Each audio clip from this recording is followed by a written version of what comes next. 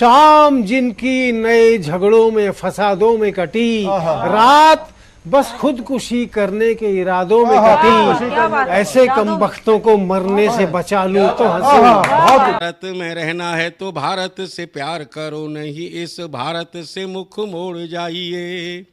जिस मुल्क के रिवाज रीति नीति हो पसंद, उस मुल्क से ही नेज नाता जोड़ जाइए। एक राजा ने मांग भरी फिर मेरा मस्तक फोड़ दिया, एक राजा ने मांग भरी फिर मेरा मस्तक फोड़ दिया। 5 साल वाला गठबंधन 10 महीने में तोड़ दिया। सुलझा विवाद श्री राम जन्मभूमि वाला, बन रहा मंदिर है जय सिया राम की। नाच नर नारी झूम धरती को चूम चूम, देवगण बोले जय जय अयोध्या धाम की। तुमने गोकुल की गोपियों से अगर क्या बात है। प्रेम का व्याकरण पढ़ा, फर्क नहीं होता है राजा और भिखारी में, दोनों की सांसें काटी हैं समय की तेज कटारी ने। भारत के नौजवानों भारती पुकारती है, भेदभाव छोड़कर साथ साथ आइए। राहों पे लगी है फिर भारती की लाज, आज सिंहनाद कर सोए राष्ट्र को जगाइए। दोस्तों नमस्कार, मैं डॉक्टर प्रवीण शुक्ल आपको प्रणाम करता हूं। सतमौला कवियों की चौपाल में आपका हार्दिक स्वागत करता हूं। सीएम साहब, हमारे 30 विधायक अपोजिशन पार्टी में चले गए, अब आप सीएम नहीं रहे।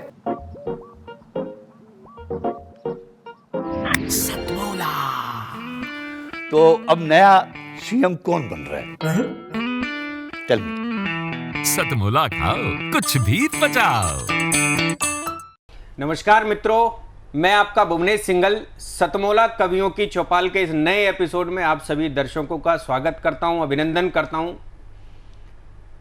कवियों की चौपाल की इस महफिल में आज एक नए रंग में, नए रूप में पुनः आपके बीच में उपस्थित है और हमारे साथ आज जो कवि यहाँ पर मौजूद हैं, देश के वो वरिष्ठतम कवि जिनके कविताओं के दीवाने न केवल देश में हैं बल्कि विदेशों तक हैं, ऐसे हमारे बीच में देश के बहुत ही वरेण्य कवि हमारे मध्य में यहाँ उपस्थित हैं। मैं सबसे पहला नाम जिनका लेना चाहता हूँ हमारे मध्य में, पंडित सुरेश नीरव, देश के एक ऐसा बड़ा साहित्यकार जिसकी वाणी पर मां सरस्वती साक्षात विराजती हैं।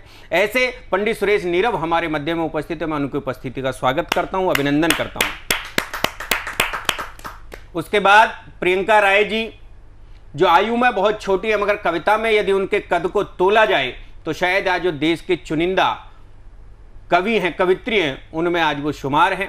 मैं प्रियंका राय ओम नंदिनी का स्वागत करता हूं, अभिनंदन करता हूं। ऐसा ही एक बड़ा स्वर, ओजस्वी स्वर, मनोज मिश्रा जी हमारे बीच में। मनोज मिश्रा कप्तान का मैं स्वागत करता हूं, अभिनंदन करता हूं। और ग्वालियर से हमारे मध्य में उपस्थित हुए हैं श्री रामवरण ओझा जी, मैं उनका भी स्वागत करता हूं, अभिनंदन करता हूं। आइए मित्रों, सतमौला कवियों की चौपाल में हम कवियों को सुनते हैं एक एक करके क्रम से। हमारे मध्य में, जैसा मैंने पहले कहा, उनका परिचय कराते हुए हमारे बीच में पंडित सुरेश नीरव जी हैं, देश के वो बड़े साहित्यकार जिनकी उपस्थिति किसी भी काव्य मंच पर सफलता की गारंटी होती है। देश उनको सुनना चाहता है, श्रोता उनको सुनना चाहते हैं, दर्शक उनको देखना चाहते हैं। न जाने कितने आज की पीढ़ी के युवा कवि जब उनके चरणों में बैठते हैं तो कलम को थामना सीखते हैं, और उस कलम को थामकर आज देश के बड़े मंचों पर जो काव्य पाठ कर रहे हैं, ऐसे अनेक युवाओं के प्रेरणा स्रोत। और इस वर्तमान युग में यदि हम आधुनिक कविता में जब नाम लेते हैं चंद ऐसे कवियों का जिन पर माँ सरस्वती साक्षात विराजती है, उनमें से एक पंडित सुरेश नीरव है। उनकी गरिमामयी उपस्थिति आज हमारे मध्य में हुई है, मैं उनका स्वागत करता हूं, अभिनंदन करता हूं पंडित सुरेश नीरव का। आपकी जोरदार तालियां मिले पंडित सुरेश नीरव जी को। मैं आमंत्रित करता हूं देश के बड़े कवि, बड़े साहित्यकार पंडित सुरेश नीरव। मैं कुछ आपके बीच में हास्य व्यंग की एक अलग डिजाइन की कविताएं लेकर आया हूं, क्योंकि वैज्ञानिक चेतना से लेस मेरा मन रहता है तो कहीं कहीं उसमें वैज्ञानिक प्रतीक भी आते हैं। देखिएगा, पत्नी के लिए बहुत सारी बातें हुई हैं, मैंने पत्नी को अपने ढंग से डिफाइन किया है कि बीबी है बैंक, बीबी है बैंक और पतियां जन्म कर्ज है। बीबी है बैंक सॉरी बीबी है बैंक और पतियां जन्म कर्ज है, नखरों की पासबुक में सारी तनख्वाह दर्ज है। बीबी है बैंक और पतियां जन्म कर्ज है, नखरों की पासबुक में सारी तनख्वाह दर्ज है। बहुत अच्छा, बहुत अच्छा। जीजा श्री के वास्ते टॉनिक है सालियां, जीजा श्री के वास्ते टॉनिक है सालियां, साला तो वायरस है ला इलाज मर्ज है। जीजा श्री के वास्ते टॉनिक है सालियां, साला तो वायरस है ला इलाज मर्ज है। बहुत अच्छे, बहुत अच्छे, बहुत अच्छे। बीबी की फायरिंग से बचाता नहीं कोई, बीबी की फायरिंग से बचाता नहीं कोई, सर ओखली में दे पड़ी ये किसको गर्ज है। और देखिएगा कश्मीर एक बड़ा संवेदनशील मुद्दा है, उसे श्रृंगार रस में मैं कैसे लाता हूँ। कश्मीर जैसा हुस्न करगिल सी अदाएं, बंकर सी आंखों वाली को आदाब अर्ज है। नमस्कार, धन्यवाद। बहुत बढ़िया पंडित सुरेश नीरव जी ने यहाँ पर काव्य पाठ किया। जैसा मैंने पहले ही कहा था कि जब पंडित सुरेश नीरव को सुना जाता है तो मन करता है कि इनको और सुने। आज वही आभास मुझको पुनः हुआ, लग रहा था कि कुछ देर को और पंडित सुरेश नीरव को सुना जाए, मगर समय की अपनी बाध्यताएं होती हैं। हमको अगले कवि तक पहुंचना है, अगली कवित्री तक पहुंचना। हमारे मध्य में प्रियंका राय ओम नंदिनी यहां पर उपस्थित हैं, ओजस्वी स्वर है। मैं स्वतंत्र रूप से उनसे आमंत्रित करता हूं, उनको जो उनका मन हो आज सुनाए। प्रियंका राय ओम नंदिनी, आप स्वागत कीजिए प्रियंका राय ओम नंदिनी का। आप सभी को सतमोला कवियों की चौपाल में प्रियंका राय ओम नंदिनी का नमस्कार, अभिवादन। और एक गीत से जोड़ने का प्रयास करती हूँ, और गीत की भूमिका सिर्फ इतनी है कि जीवन निरंतर चलते रहने का नाम है, कभी भी थक कर हार कर रुके नहीं, आगे बढ़ते रहें। अब एक गीत पढ़ती हूँ। बनकर सूरज तेज तपिस में जलना ही होगा, संघर्षों की जटिल राह पर चलना ही होगा, हमें चलना ही होगा, हमें चलना ही होगा। जीवन के कुछ अटल सत्य हैं, उनसे क्या घबराना, कैसी भी मुश्किल आए बस हंस के बढ़ते जाना, सोने को कुंदन बनने तक डलना ही होगा, संघर्षों की जटिल राह पर चलना ही होगा, हमें चलना ही होगा, हमें चलना ही होगा। समर भूमि में हाथ जोड़कर वीर नहीं दिखते हैं, युगों युगों से गौरव गाथा अभिमन्यु लिखते हैं। समर भूमि में हाथ जोड़कर वीर नहीं दिखते हैं, युगों युगों से गौरव गाथा अभिमन्यु लिखते हैं। अंत समय तक साहस के संग पलना ही होगा, संघर्षों की जटिल राह पर चलना ही होगा, हमें चलना ही होगा, हमें चलना ही होगा। गीत का आखिरी बंद। सृष्टि के इस रंग मंच पर सुख दुख का अभिनय है, लेकिन दम के बाद उजाले का आना निश्चय है। बस अपने किरदार में हमको ढलना ही होगा, संघर्षों की जटिल राह पर चलना ही होगा, हमें चलना ही होगा, हमें चलना ही होगा। बनकर सूरज तेज तपिस में जलना ही होगा।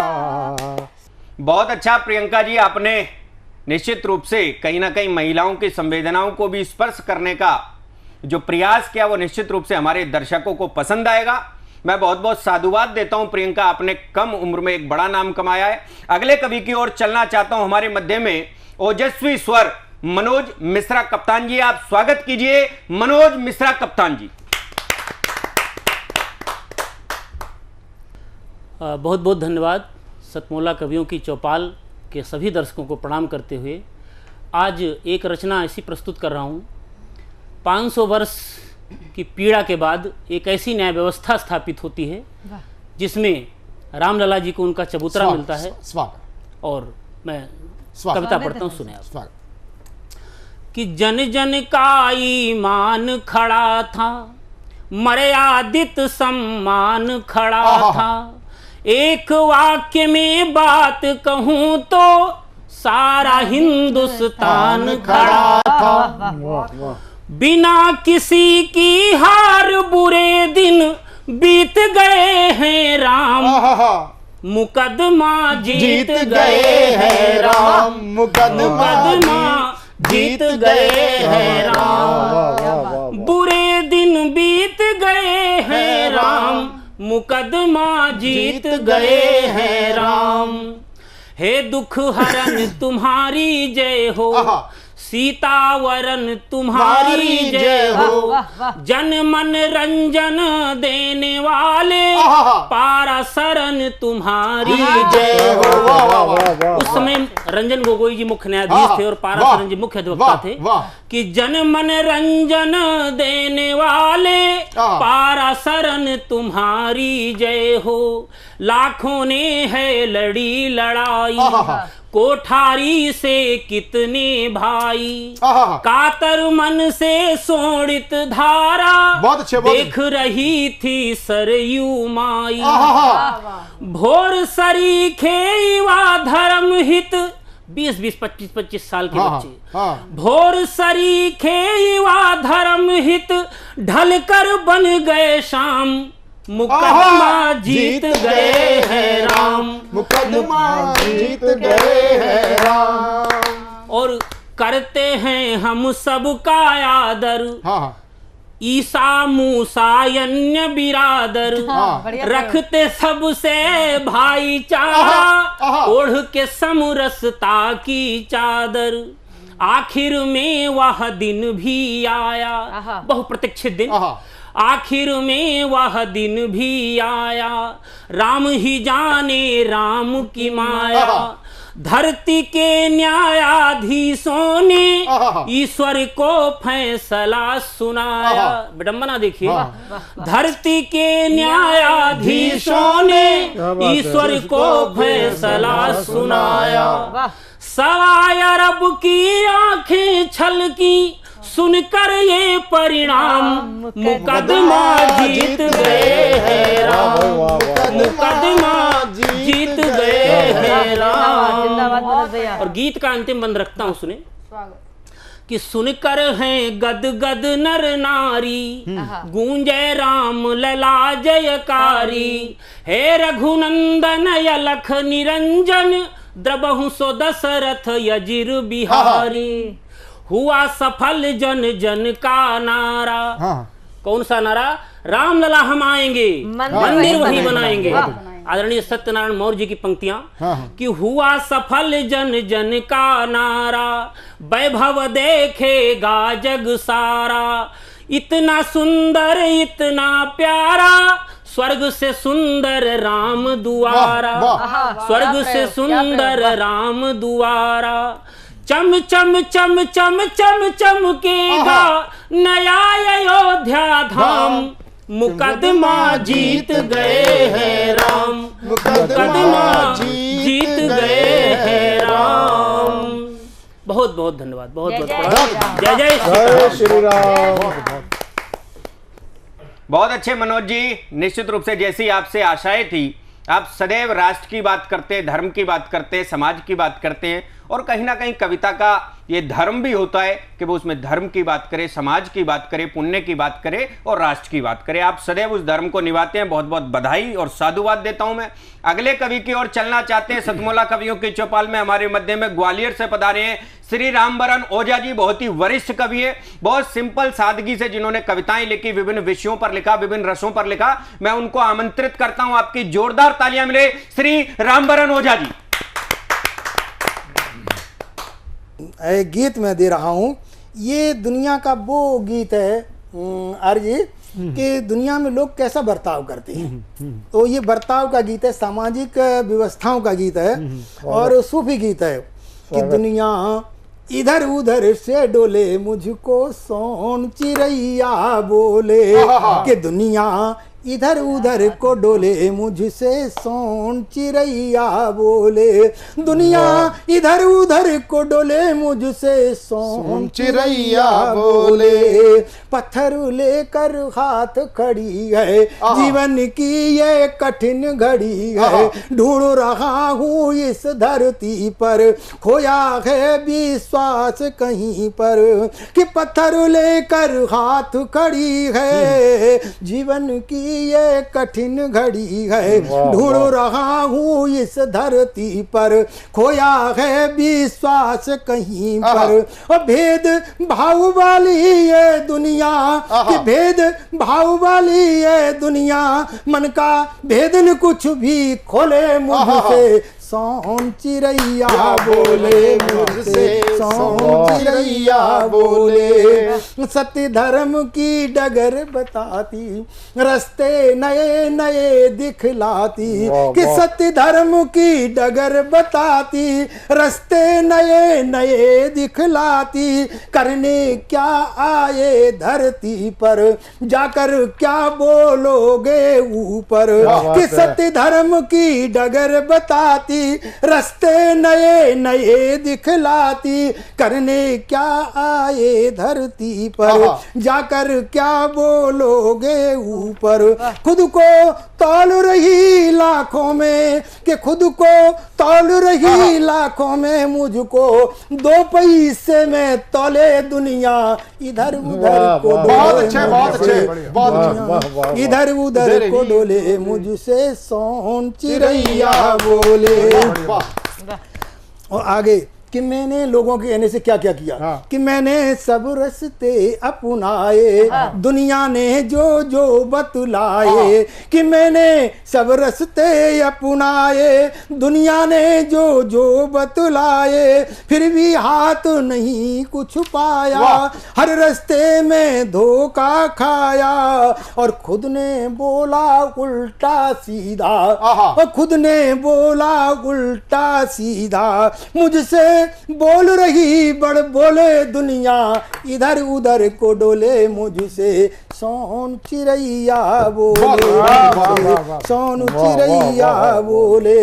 और दुनिया मुझे क्या कहना चाहती है कि मुझे बावरा कहती दुनिया, और खुद का बिठा बिठा कर गुनिया, कि मुझे बाबरा कहती दुनिया खुद का बिठा बिठा कर गुनिया, मेरे दुर्गुण खोल खोल कर बता रही है बोल बोल कर, मुझे बताया पक्का झूठा, कि मुझे बताया पक्का झूठा, खुद को धर्मराज से तले दुनिया इधर उधर को डोले चिड़ैया बोले, दुनिया इधर उधर को डोले मुझसे सोन चिड़ैया।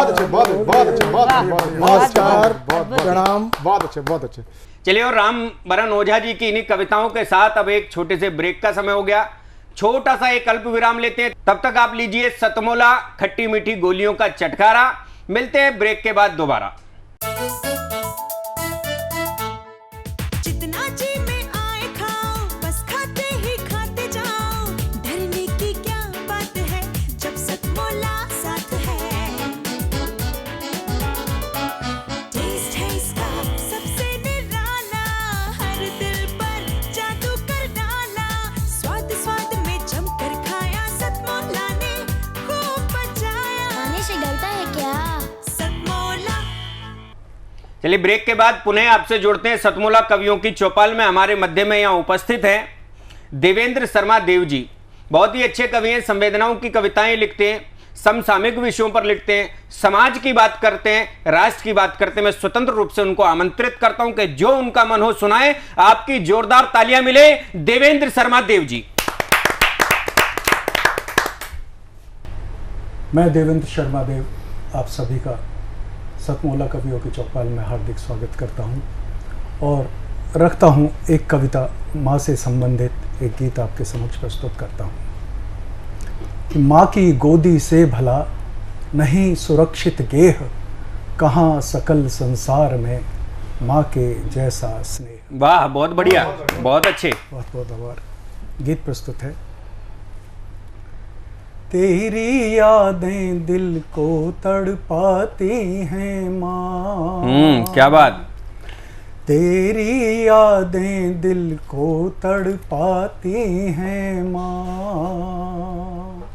हाँ सच में तू याद बहुत आती है माँ। आहा, क्या बात।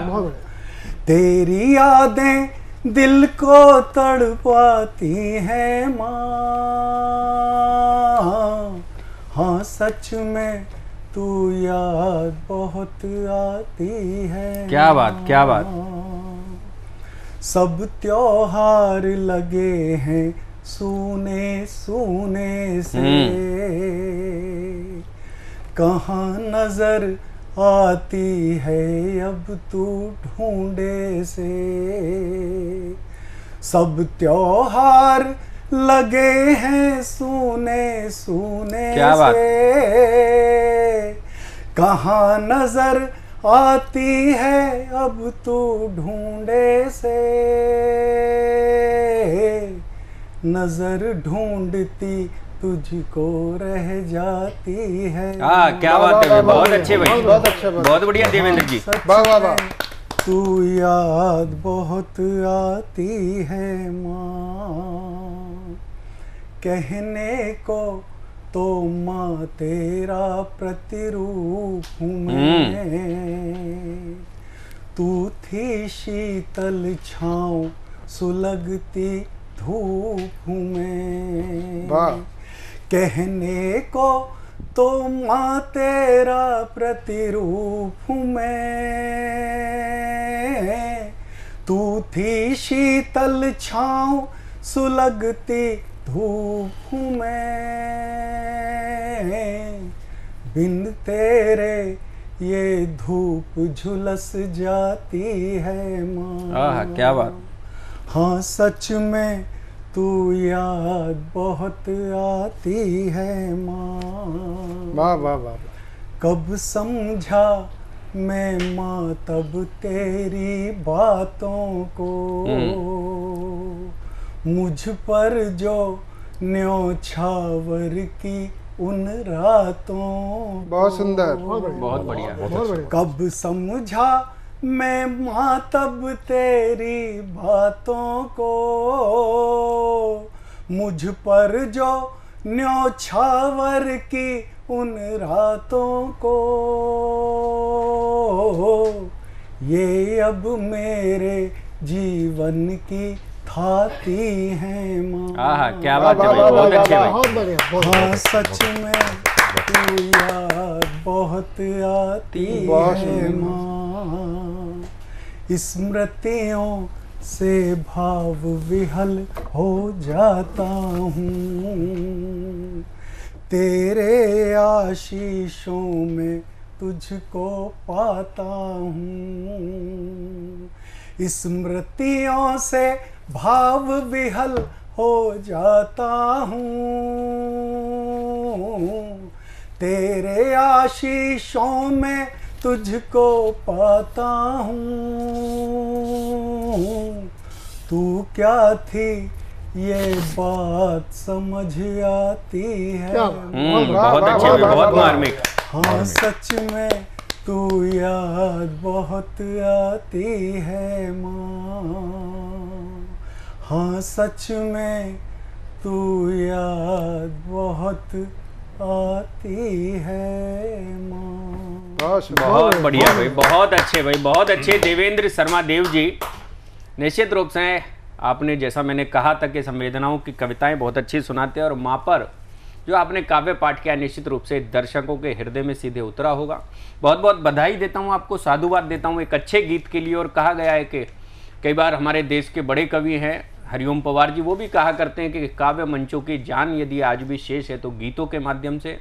गीत किसी भी मंच की जान होता है। साहित्य की जान होता है और मैं उस जान को कायम रखने के लिए और बहुत खूबसूरती से उसको निभाने के लिए आपको बहुत बहुत बधाई देता हूं। अगले कवि की ओर चलना चाहते हैं। हमारे बीच में राकेश भटनागर भ्रमर जी उपस्थित हैं। यहां पर वीर रस के अच्छे कवि हैं, बड़े कवि हैं। 4 पंक्तियां उनके लिए कहना चाहता हूं कि किसी की आंख में बनके चमक तुम बंद हो जाओ। जब वो कविताएं कहते हैं तो निश्चित रूप से उनके कविताओं में एक प्रेरणा होती है, एक जागृति की भावना होती है। वीरस की बात करते हैं, ओज की बात करते हैं। 4 पंक्तियां कहता हूं देश के नौजवानों को समर्पित करते हैं और उनको आमंत्रित करना चाहता हूं राकेश भटनागर भ्रमर जी को। 4 पंक्तियां के किसी की आंख में बनके चमक तुम बंद हो जाओ, प्रभु की वंदना में तुम गीत के बंद हो जाओ, और युवाओं थाम कर झंडा विश्व में फिर से फहरा दो, विवेकी बन के जागो तुम विवेकानंद हो जाओ। आवाज देता हूं ऐसी ही जागृति करने के लिए राकेश भटनागर भ्रमर जी। मैं राकेश भटनागर भ्रमर शिवपुरी मध्य प्रदेश से सतमोला कवियों की चौपाल में आप सभी का स्वागत करता हूं और अपने आप को सौभाग्यशाली समझता हूं कि मुझे इस चौपाल में आमंत्रित किया गया। आज मैं अपनी रचना हिंद का गौरव पृथ्वीराज चौहान के साथ यहाँ उपस्थित हूँ और ये मैंने संदर्भ लिया है चंद वरदाईकृत पृथ्वीराज रासो से। बहुत बढ़िया, बहुत अच्छा। तो कृपया मुझे अपना आशीष दें जी। जन जन के मन में बसता बेटा हिंदुस्तान का, रहेगा नाम अमर पृथ्वीराज चौहान का, रहेगा नाम अमर पृथ्वीराज चौहान का। आपके पिताजी थे सोमेश्वर और आपकी माता जी थी कर्पूरी। तो माता और पिता के आदर्शों से और जो उनके संस्कार मिले उससे पृथ्वीराज चौहान जी बचपन से ही बहुत ही निर्भीक और शेरदिल इंसान थे। तो मैंने वर्णन किया है, सोमेश्वर के आशीषों ने वीर रक्त संचार किया, अल्पायु में पृथ्वी ने जबड़ा शेर का फाड़ दिया। ऐसा कहा जाता है कि एक बार खेलते खेलते शेर के बच्चे को उन्होंने मुंह फाड़ दिया था। तो लिया जन्म पाटन में मरुभूमि पाकर धन हुई, अनुपम अलौकिक प्रतिभा से माँ कर पूरी प्रसन्न हुई। जन जन के मन में बसता बेटा हिंदुस्तान का, रहेगा नाम अमर पृथ्वीराज चौहान का। बहुत कम आयु में आपने राज्य की गद्दी प्राप्त की, कम उम्र थी उनकी। तो मैंने लिखा है, अल्पायु में अजय मेरु के सिंहासन पर धाक जमाई। क्या बात। चलन नादी गद्दारों की विजय पताका फहराई। बहुत अच्छे। पृथ्वी के आभा मंडल ने संयोगिता का दिल जीत लिया, बनी अजय मेरू की रानी पति का गौरव गान किया। जन जन के मन में बसता बेटा हिंदुस्तान का, रहेगा नाम अमर पृथ्वीराज चौहान। क्या बात है भाई, बहुत अच्छे भाई, बहुत बढ़िया। हिंदू गौरव को धारण कर देवों के आदर्शों को पाला, अद्भुत रण कौशल से दिल्ली का ताज संभाला। दिल्ली की राजगद्दी प्राप्त करते ही उनके जीवन में अनेक कठिनाइयां चुनौतियां आई। तो मैंने लिखा है, गद्दारों के षड्यंत्रों की पृथ्वी ने नींद उड़ाई, बुझने ना दी प्रेम पताका धर्म नीति अपनाई। क्या बात। जन जन के मन में बसता बेटा हिंदुस्तान का, रहेगा नाम अमर पृथ्वीराज चौहान का। पृथ्वीराज जी के जीवन में उनके मित्र चंद्रवरदाई की बहुत बड़ी भूमिका रही। बिल्कुल। चंद्रवरदाई ने अनेक मौकों पर अपने परामर्श के द्वारा, अपने सलाह के द्वारा, काव्य पाठ के द्वारा कई बार पृथ्वीराज जी को अनेक संकटों से उबारा। तो मैंने लिखा है, पाई मित्रता चंद की दोनों की जोड़ी बनी मिसाल, पौरुष और ज्ञान की जलने लगी मसाल।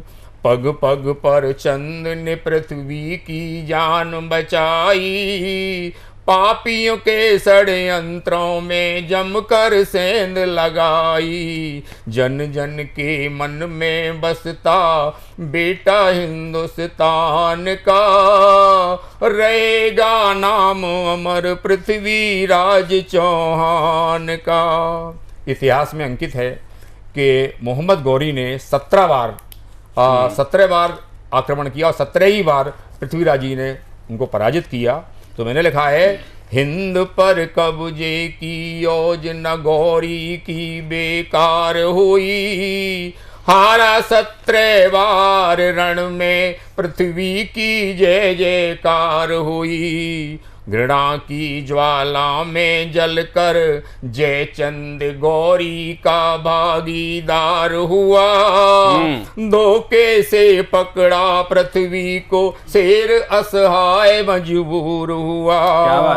तो जयचंद के बारे में जैसा कि इतिहास में हम पढ़ते हैं कि उसने पृथ्वीराज जी से गद्दारी की और वो दुश्मन से मिल गया। तो उस पर मैंने आगे लिखा है, जब ये बात संयोगिता जी को मालूम पड़ी, जो उनकी महारानी थी, तो उन्होंने क्या किया। सुन पराजय स्वामी की संयोगिता ने अग्नि को वरण किया, कर बलिदान अपना जीवन छत्राणी धर्म निभा दिया। गौरी के बंधन में पृथ्वी ने घोर यातना पाई, जकड़ा शरीर जंजीरों में आंखों की ज्योति गंवाई। अब यहाँ पर उनके मित्र चंद्रवरदाई की भूमिका शुरू होती है। जब अंत समय में जब पृथ्वीराज चौहान जी को जंजीरों से जकड़ दिया गया था, तो मैंने अब उसमें लिखा है कि किस तरह से चंद्रवरदाई ने अंत में उनका साथ दिया अपने दोहों के माध्यम से। और उनका दोहा चर्चित है, वो मैं सुनाना चाहता हूँ। 4 बांस 24 गज, अंगुल अष्ट प्रमाण, ताऊ पर सुल्तान है मत चूको चौहान। तो पृथ्वीराज जी ने इस दोहे को सुनकर के अपने दुश्मन का अंत कर दिया। मैंने लिखा है, अंत समय में चंद के दोहों ने चमत्कार किया, नेत्रहीन पृथ्वी ने गौरी को शब्द बाण से मार दिया। बहुत अच्छे। मातृभूमि पर कुर्बानी जग में अमर रहेगी, पृथ्वी और चंद की गाथा सदियों तक याद रहेगी। बहुत अच्छे भाई, बहुत अच्छे। जन जन के मन में बसता बेटा हिंदुस्तान का, रहेगा नाम अमर पृथ्वीराज चौहान। बहुत बढ़िया भाई, बहुत बढ़िया भ्रमर जी।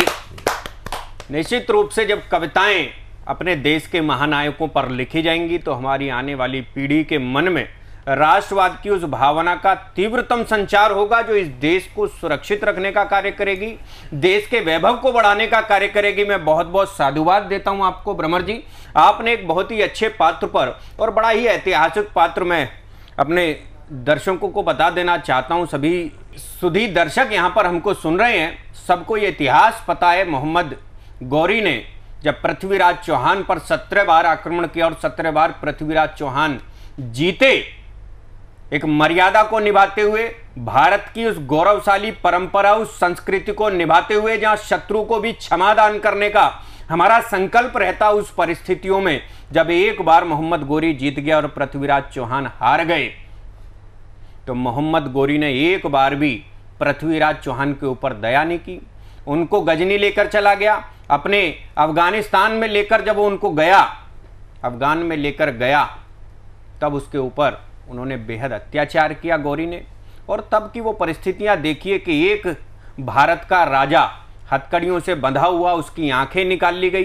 चंद्रवरदाई उनका कवि मित्र उनके साथ था। मैं ये प्रसंग आपको इसलिए बता रहा हूं कि कवियों का इतिहास, कवियों का रोल, कवियों की संस्कृति इस राष्ट्र के अंदर क्या रही है, जो कविता आपने भ्रमर जी सुनाई है, इसलिए संदर्भ मुझे याद आ गया।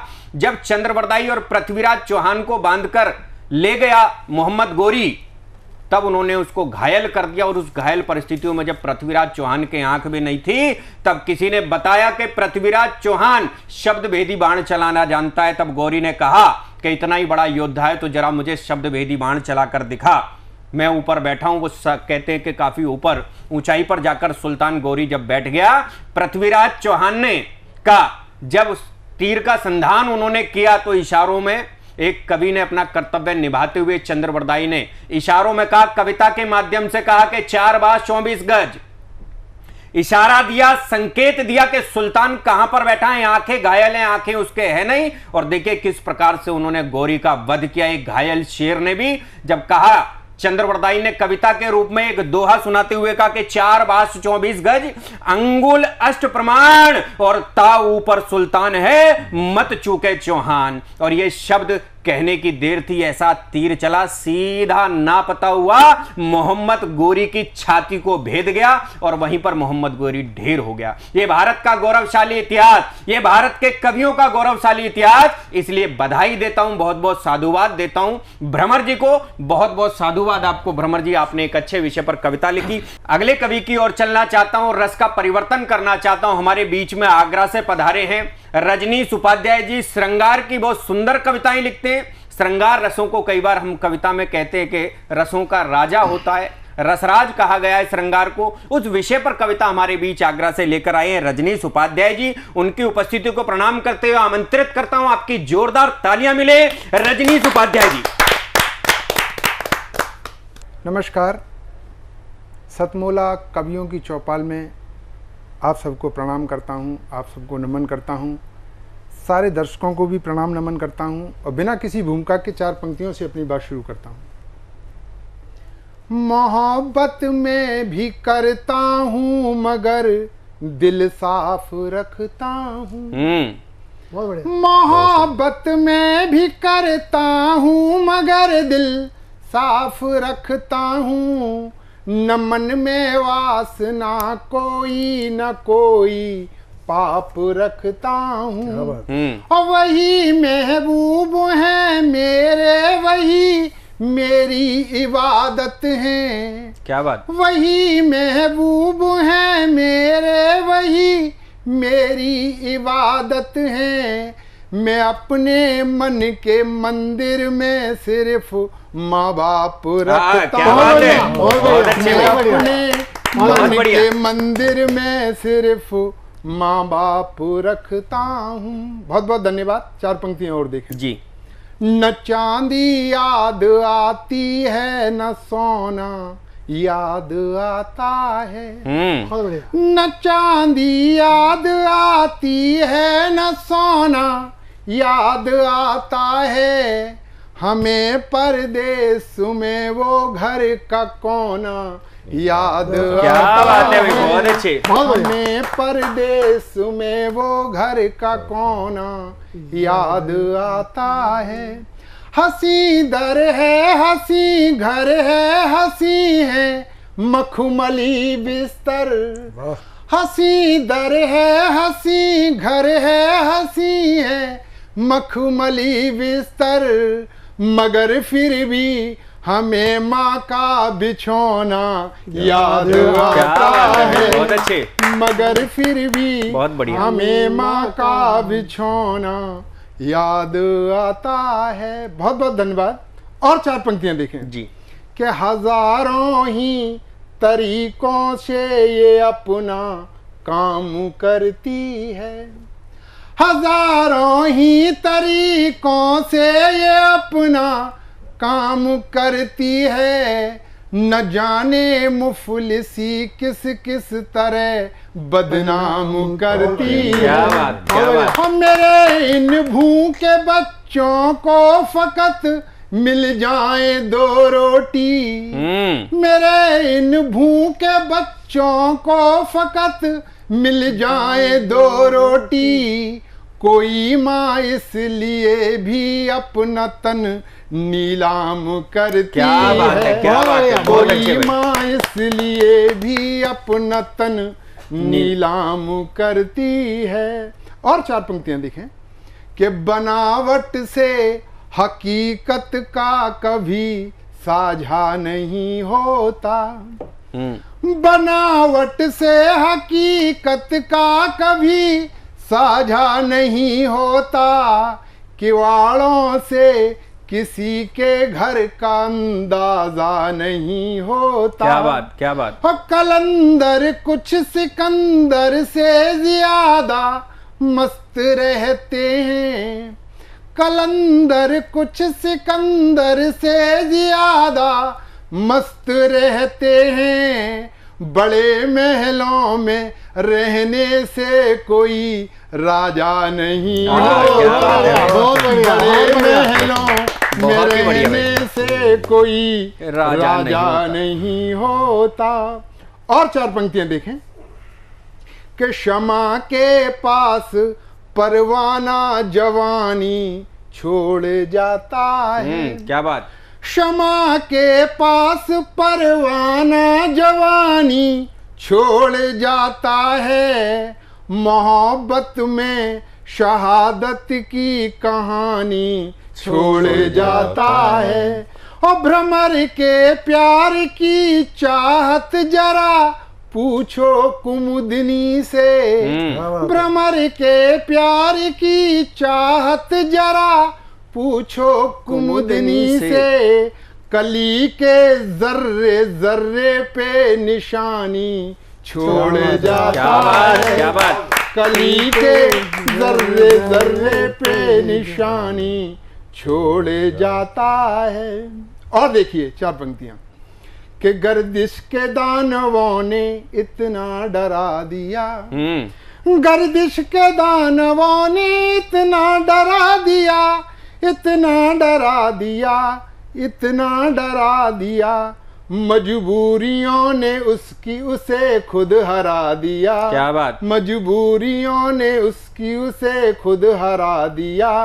बच्चों की भूख उस पे गरीबी पहाड़ सी, गरीबी पहाड़ सी, गरीबी पहाड़ सी।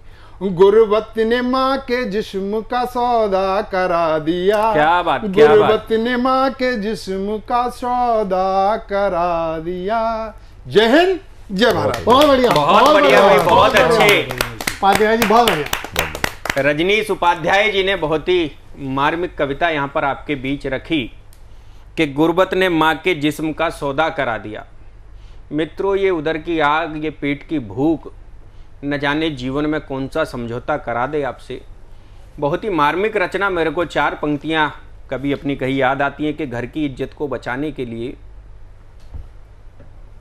एक नारी जब समर्पण निभाती है समाज के प्रति, तो देखिए कैसी परिस्थितियों में से भी वो अपने घर को बचाकर ले जाती है, घर को सुरक्षा प्रदान करती है, भूख को मिटाती है अपने परिवार की। देखिए कि घर की इज्जत को बचाने के लिए, घर की इज्जत को बचाने के लिए, महज चंद रोटियां कमाने के लिए उसने खुद को पानी पानी कर लिया, सिर्फ उधर की आग बुझाने के लिए, सिर्फ उधर की आग बुझाने के लिए। और बहुत ही मार्मिक रचना यहाँ पर रजनीश उपाध्याय जी ने सुनाई। मैं बहुत बहुत बधाई देता हूँ। और अगले कवि की ओर चलते हैं। यहाँ पर रजनीश उपाध्याय जी ने, जैसा मैंने कहा, कि बहुत अच्छी कविताएं सुनाई। एक और हमारे कवि बीच में, हमारे देव कुमार पंवार जी। आप भी समसामयिक विषयों पर लिखते हैं, सामाजिक विसंगतियों पर लिखते हैं। और मैंने एक बार इनकी रचना मुझे याद आता है। मैं देव जी आपसे अनुरोध करता हूं, आपकी एक जल पर रचना है, जल की अभिव्यक्ति कही गई है उसमें, आप उसको सुनाएं तो मुझे लगता है कि और आनंद आएगा हमारे दर्शकों को। क्योंकि सामाजिक विसंगतियों पर जब एक कवि प्रहार करता है, अपनी लेखनी को चलाता है, तो निश्चित रूप से हमारे दर्शकों तक वो संदेश भी पहुंचता है जो सतमोला कवियों की चौपाल सदा कविता के माध्यम से देती रही है। मैं आवाज देता हूं देव कुमार पंवार जी को। आप तालियों से स्वागत कीजिए देव कुमार पंवार जी। नमस्कार। सतमोला कवियों की चौपाल में मुझे आमंत्रित करने के लिए धन्यवाद। और एक कविता है जल के ऊपर, और जल को हमारे यहाँ देवता कहा गया है जी। और जल यदि अपनी अभिव्यक्ति करेगा तो वो खुद में ही एक दर्शन बन जाएगा। तो मैं शुरू करता हूँ। सुनसान अकेली बर्फ की पहाड़ियों, बंजर हरियाली धरती की कोख से निकलकर आता हूँ मैं, निर्जन वीरान शमशान जैसे रास्तों से होकर आता हूँ मैं, तुम्हारे तपते गर्म होठों से लगकर, तुम्हारी प्यास बुझाता हूँ मैं। क्या बात, बहुत बढ़िया। हर कदम पर जल जल कर चलता हूँ मैं, इसीलिए तो जल कहलाता हूँ मैं। बहुत अच्छे, बहुत अच्छे। तुम्हारी सारी व्यथा, बीमारी, गंदगी को अपने अंदर समेट जाता हूँ मैं। नालियों में, नदियों में, सड़कों पर फैलाने के बाद भी, गिरा हुआ होने के बाद भी तुम्हारे लिए ही ऊपर उठ जाता हूँ मैं। क्या बात। तुम्हारे सूखे खेतों, बंजर जमीनों, खाली तालाबों को तुम्हारे लिए ही भर जाता हूँ मैं। तुम्हारी हर खुशी के लिए जल जल कर तुम्हें जिला जाता हूँ मैं, इसीलिए तो जल कहलाता हूँ मैं। क्या बात, क्या बात, बहुत अच्छे भाई। एक और कविता है और ये एक शायरी है। जी जी। तो तू ही तू, स्वागत, तू ही तू, जिधर देखता हूँ कि तू ही तू है, इसलिए हर तरफ सजदे किए जा रहा हूँ मैं। बेदीद न हो जाए आंखें बंद करके, ताउम्र इसलिए जगता रहा हूँ मैं। लोग कहते हैं वो कैसी गजल है, जिसके अल्फाज तरासे ही जा रहा हूँ मैं। जर्रे जर्रे में है रोशन, फिर किस लिए सबको रास्ता दिखला रहा हूँ। दिखला रहा हूँ मैं, बहुत अच्छे। चुन चुन के लाए है सब अपनी वफा, ऐसे कातिलों में भी वफा निभा रहा हूँ मैं। मौत और जिंदगी हो गई है बराबर, फिर भी मस्ती में गुनगुना रहा हूँ। क्या बात, क्या बात, बहुत अच्छे, बहुत बढ़िया। देव कुमार पंवार जी, आपने 2 विषय रखे और दोनों ही बहुत सार्थक। जब आपने सामाजिक विसंगतियों पर जल कविता के माध्यम से कहा और उसके बाद आपने अपना एक उम्र का जो अनुभव होता है, इस उम्र का जो दौर होता है, उसमें श्रृंगार की कविताएं भी हृदय में फूटती हैं, तो आपने एक रचना उस पर भी पढ़ी। बहुत बहुत बधाई देता हूँ, साधुवाद देता हूँ। 4 पंक्तियां कहीं मुझे याद आती हैं अपनी, कि जब से तुमसे रूठ गया हूँ। आपकी कविता का, आपकी गज़ल का सार कहता हूँ कि उम्र के दौर में क्या होता है, परिस्थितियाँ कैसे बनती हैं, कि जब से तुमसे रूठ गया हूँ, सच कहता हूँ टूट गया हूँ। क्या जब से तुमसे रूठ गया हूँ, सच कहता हूँ टूट गया हूँ, और आगे बढ़ने की इस जिद में वर्षों पीछे छूट गया हूँ। वर्षों पीछे छूट गया हूँ। तो प्रेम ऐसी ही अभिव्यक्ति का नाम है। जब हम आगे बढ़ने की जिद कहीं ठान लेते हैं, तो शायद कहीं पीछे छूटने का भी एक अवसर रहता है, एक चांस रहता है, उसको भी ध्यान रखें और सदैव ऐसे ही आगे बढ़ते रहें। बहुत बहुत बधाई देता हूं, साधुवाद देता हूं सतमोला कवियों की चौपाल में आपकी इस अच्छी कविता के लिए देव कुमार जी। अगले कवि की ओर चलना चाहता हूं। हमारे बीच में अमित बेनाम जी हैं। बहुत अच्छी रचनाएं, मैंने कई बार उनको सुना तो लगता है कि एक अच्छा कवि आज सतमोला कवियों की चौपाल पर यहाँ उपस्थित हुआ है। प्रत्येक विषय पर जिसने अपनी लेखनी को चलाया, अपनी कलम को चलाया, ऐसे अमित जी हमारे मध्य में, अमित बेनाम जी। उनकी उपस्थिति को आपके दर्शकों की तालियों से आमंत्रित करना चाहता हूं। जोरदार तालियों से स्वागत कीजिए अमित बेनाम जी। बहुत बहुत धन्यवाद। तो मैं अमित बेनाम आपके सामने चंद पंक्तियां लेके जी। कि आंसू से तर रुमालों में, आंसू से तर रुमालों में, जी रहा हूँ उसे ख्यालों में। आंसू से तर रुमालों में, जी रहा हूँ उसे ख्यालों में। गई कहाँ वो नर्म उंगलियाँ, गई कहाँ वो नर्म उंगलियाँ, रेंगती थी जो मेरे बालों में। क्या बात। आंसू से तर रुमालों में। और बयां न होगा ये दर्द लम्हों में, बयां न होगा ये दर्द लम्हों में, लिखा गया जो इतने सालों में। क्या बात। आंसू से तर रुमालों में, जी रहा हूँ उसे ख्यालों में। और जिस लड़की के लिए मैंने एक लाइन लिखी है वो आज मुझे मेरे रिसालों में, मेरी किताबों में, मेरी कविताओं में ढूंढती है कि वो कौन लड़की जिसके लिए मैं कविता कह रहा हूँ। तो उसी की लाइन है जी कि देख ना पाई जो चाहत को मेरी, देख ना पाई जो चाहत को मेरी, ढूंढती खुद को मेरे रिसालों में, आंसू से तर रुमालों में, जी रहा हूँ उसे ख्यालों क्या बात। में। और इसका अंतिम पंक्तियां जी जी के मार ही डालेगी बेरुखी उसकी, मार ही डालेगी बेरुखी उसकी, फिर जहर क्यों है उसके प्यालों में, आंसू से तर रुमालों में, जी रहा हूँ उसे ख्यालों में। तो ये मेरी बहुत बढ़िया, बहुत अच्छे। और इसके साथ मैं एक माँ के ऊपर भी चंद पंक्ति जी जी जी, स्वागत स्वागत। मुंह में मेरे हर वक्त घी का निवाला है, मुंह में मेरे हर वक्त घी का निवाला है, माँ ने मुझे मेरी बड़े नाजों से पाला है। क्या बात। मुंह में मेरे हर वक्त घी का निवाला है, माँ ने मुझे मेरी बड़े नाजों से पाला है। वही गीता मेरी, वही कुरान मेरी है, वही गीता मेरी, वही कुरान मेरी है, मेरी मस्जिद वही, वही मेरा सिवाला है। क्या बात। माँ ने मुझे मेरी बड़े नाजों से पाला है। क्या बात, क्या बात। सूखे न लब मेरे ये जिंदगी में मैं कभी, सूखे न लब मेरे इस जिंदगी में कभी, माँ मेरी मेरा अमृत का प्याला है।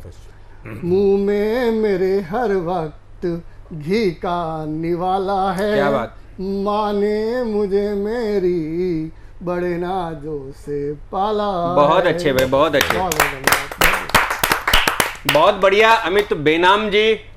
और ये सतमोला कवियों की चौपाल का ये मंच ऐसे ही नए कवियों के लिए, वरिष्ठ कवियों के साथ में एक अवसर देने का कार्य करता है। मित्रों, अमित जी आपने लिखा, अमित आपका नाम है बेनाम, अमित बेनाम। मैं आपको ये विश्वास जताता हूँ सतमोला कवियों की चौपाल की इस एपिसोड के बाद, आपके काव्य पाठ के बाद आप बेनाम नहीं रहेंगे। पूरा देश आपको इस कविता के माध्यम से आज जान जाएगा। और आप लोगों से भी एक निवेदन करना चाहता हूं, आप में भी यदि कोई प्रतिभा छिपी है आपके अंदर, आपके भीतर भी यदि कविता लिखने की चाहत है, यदि आप भी कविता सुनाना चाहते हैं, स्क्रीन पर जो ये नंबर चल रहा है आप हमारे को कॉल कीजिए। सतमोला कवियों की चौपाल का ये मंच सदैव आपके लिए बनाए। आप आए, आपका स्वागत करते हैं, हम अभिनंदन करते हैं। और अंतिम 4 पंक्तियां सार रूप में कविता की कहता हूं, अगले किसी एपिसोड में फिर आपसे मिलेंगे कि जमी धूल की परत हटाने वाला भी एक गीत लिखो। 4 पंक्तियां कहता हूं इस एपिसोड के अंत में, और आप लोगों से विदा लूंगा इन 4 पंक्तियों के साथ कि जमी धूल की परत हटाने वाला भी एक गीत लिखो, दुश्मन को तुम धूल चटाने वाला भी एक गीत लिखो, और इश्क मोहब्बत के गीतों को लिखने का ये समय नहीं, और भगत सिंह सा शीश चढ़ाने वाला भी एक गीत लिखो। जय हिंद, जय भारत। सबसे पहले तो मैं सतमोला कवियों की चौपाल इस कार्यक्रम के आयोजक श्री प्रवीण आर्य जी को बहुत बहुत बधाई देना चाहता हूं, जो पिछले 18 वर्षों से अधिक समय से इस कार्यक्रम को निरंतर चला रहे हैं। मनोरंजन के इस क्षेत्र में भारतीय संस्कृति, साहित्य, भारतीय मूल्यों के प्रसार के लिए और इन सब बातों को समाज के सामने लाने का प्रयास कर रहे हैं। इस तरह के कार्यक्रम का निर्माण करना वाकई साहित्य और समाज की सेवा है। हम जानते हैं कि भारतीय ज्ञान परंपरा इसको विभिन्न माध्यमों से समाज तक ले जाने के लिए, समाज तक पहुंचाने के लिए अपने देश में हजारों वर्षों से अनेक माध्यमों का प्रयोग किया जाता है, जिसमें कला, संगीत, नाटक, उपन्यास, कहानियाँ, कविताएं और वर्तमान में फिल्में इसका एक बहुत बड़ा माध्यम है। इसी के द्वारा हमारी जो भारतीय ज्ञान परंपरा है, इन सब माध्यमों से समाज तक पहुंचती है। तो आज हम सब कवियों की जिम्मेदारी है, हम सब का ये दायित्व है कि अपनी कलम का उपयोग करते हुए इस वैमनस्यकारी जो ताकतें हैं, जो विचार है, उनका विरोध करने में लगाएं और आज अपनी कलम का उपयोग करते हुए देश को एक करने में हमारी कलम चलनी चाहिए, हमारा विचार उसके माध्यम से व्यक्त होना चाहिए। मुझे प्रसन्नता है कि सतमोला कवियों के चौपाल के माध्यम से 18 वर्षों से जो एक महायज्ञ चल रहा है वो आगे भी निरंतर चलता रहेगा और देश समाज को एक दिशा देने का जो सार्थक प्रयास इस के माध्यम से चल रहा है वो भी आगे निरंतर चलाने की आवश्यकता महसूस होती है। इस माध्यम से आपने ऐसे नवांकुर 10,000 से अधिक कवियों को भी मौका दे करके और उनके प्रतिभा को सामने लाने का प्रयास किया है। यह भी एक सराहनीय कदम है, जिसके कारण से आज जो नवांकुर कवि आपकी इस चौपाल के अंदर आए और जो आज देश के ख्यात ऐसे कवियों की सूची में उनका नाम आता है, तो यह भी एक प्रशंसनीय कार्य है और यह अनवरत आगे भी इसी प्रकार से आगे बढ़ना चाहिए। कवियों को आज के इस वातावरण के अंदर समाज को एक दिशा देने का काम, समाज को परिष्कृत करने का काम, समाज के अंदर सकारात्मक वातावरण बनाने का काम यह निरंतर करते रहना चाहिए, जिससे अपनी मातृभूमि का गौरव बढ़े, जिसके कारण से भारत विश्व के सर्वोच्च स्थान पर यानी पुनः विश्व गुरु सिंहासन के ऊपर विराजमान हो, तभी हम दुनिया के सिरमौर देश बन पाएंगे। मैं एक बार पुनः आप सभी आमंत्रित कवियों और आयोजकों का हार्दिक साधुवाद, बधाई और शुभकामनाएं देता हूं और इस कार्यक्रम में आमंत्रित करने के लिए बहुत बहुत आपका धन्यवाद भी करता हूं और शुभकामनाएं देता हूं। धन्यवाद। बहुत बहुत आभार श्री नरेंद्र कुमार जी। आपके इस शुभकामना और आशीर्वाद और पाथे से सतमोला कवि चौपाल को भविष्य में लंबे समय तक हमें सबल मिलता रहेगा। हर पल मस्ती और रंगीन विद सतमोला नमकीन, इससे बेटर है नथिंग। सतमोला नमकीन डिफरेंट टेस्ट है बेमिसाल, पनीर भुजिया भी कमाल, इसके टेस्ट के सब शौकीन। हाँ सतमोला नमकीन, सतमोला स्वीट्स एंड नमकीन, इससे बेटर है नथिंग। हाँ सतमोला नमकीन।